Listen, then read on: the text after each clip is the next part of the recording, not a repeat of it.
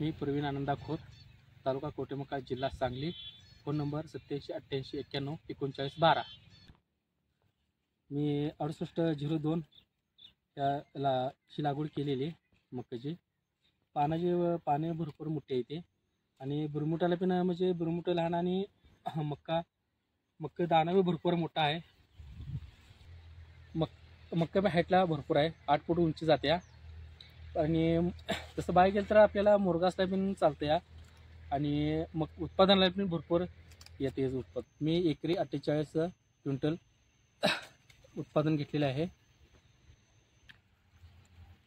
6802 हा वाण खूप चांगला आहे आणि शेतकऱ्यांनी हा वाण वापरून शेतकऱ्यांनी पीक भरपूर घ्यावं ही माझी विनंती आहे.